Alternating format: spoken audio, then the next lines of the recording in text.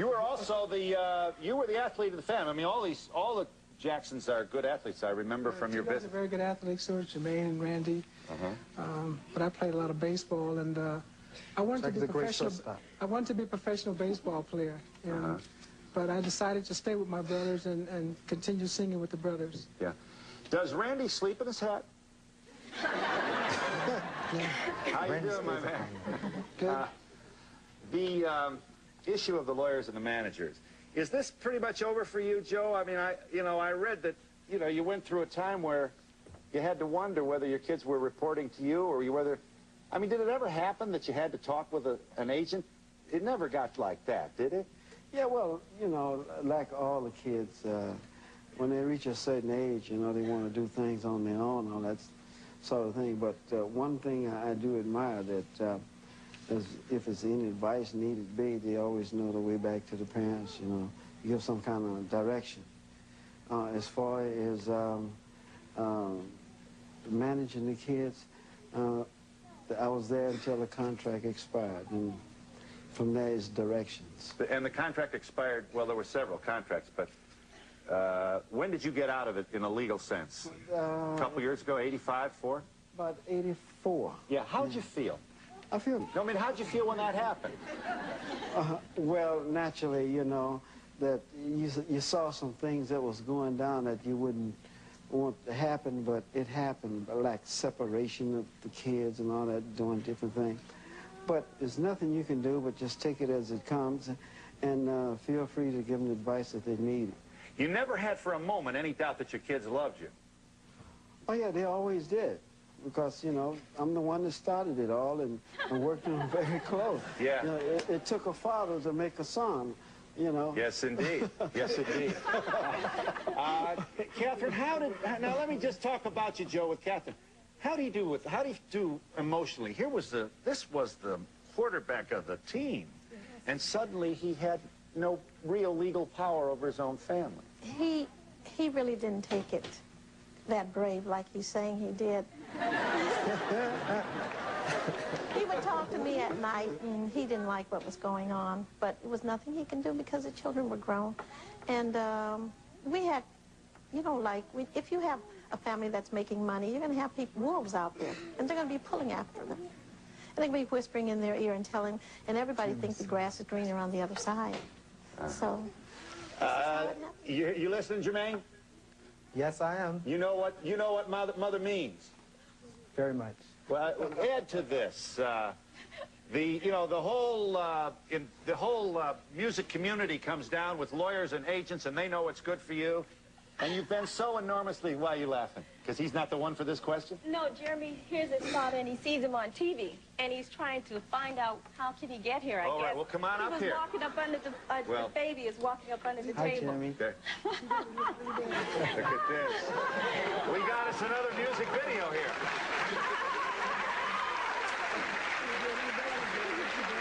I'm sorry, but I had to do something. That's okay. That's all right.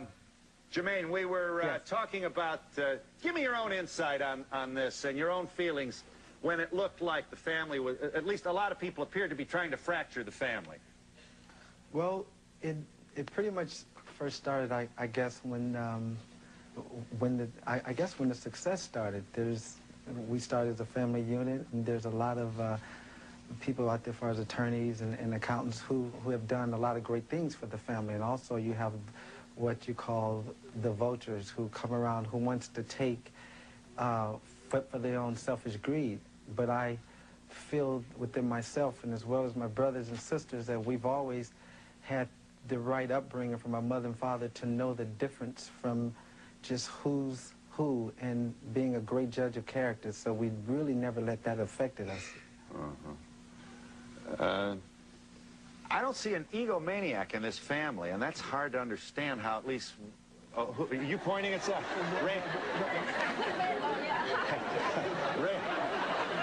Jackie's pointing at Randy.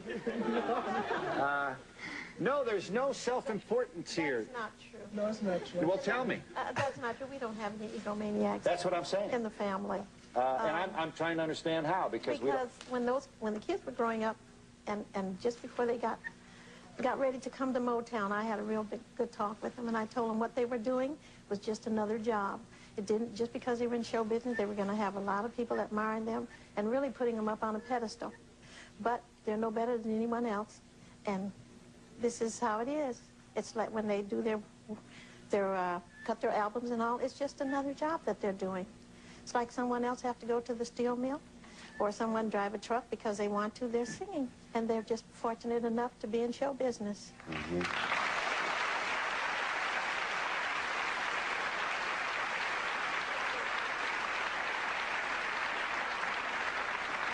I think, Katherine, your wife makes the point that you apparently hurt inside at the time that this all started happening and the distractions of the business.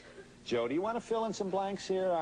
I'm just very curious to know how a father takes this when he looks up to discover he's got this mega hit of a family that he brought up. Tell me. Well, how I felt at that time was my own feelings. I didn't let it come out, you know. I tried to hide it as much as I possibly could, you know. But naturally, it happens, you know. You get to a point where you can't help yourself, and then you have to deal with it as it comes. Just like, for instance, the Victory Tour. I went and got the greatest promoter I thought in the world to promote. Yeah, a promoter is a promoter. He can promote anything. That was Don King. And we had the most successful tour in the world. It had its problems, but because of the biggest tour in the world, it was the Jacksons, and we had a great show. But there was a lot of problems, people trying to muscle in. So we wound up as a joint venture on the tour, Don King and ourselves.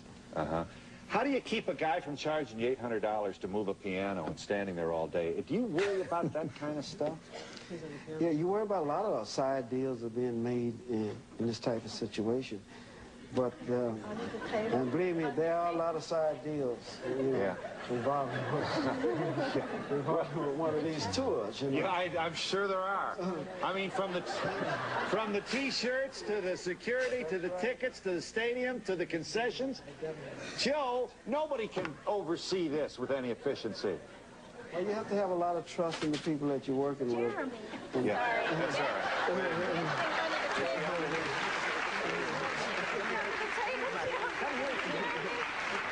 Can you come over here and sit with me? Can you come over here? Jermaine's son. This is Jermaine's son. Hello. Hi, Jeremy. I'm a very famous talk show host. So you can watch the monitor. That's right. What a beautiful child. So you see the grandkids a lot then, right? Oh, yes. Now, what's your day like? What do you, Joe, you know, do you get into music at all anymore? Do you... No, what I'm working on now, I went into Las Vegas, and we started the Jackson Plaza there at 955 East Sahara. Right. And in that plaza, it's a lot of Boxing Hall of Fame, the Jackson Museum, also a club, and a lot of other fun house, things for kids to enjoy, and a lot of shopping stores and things of that sort.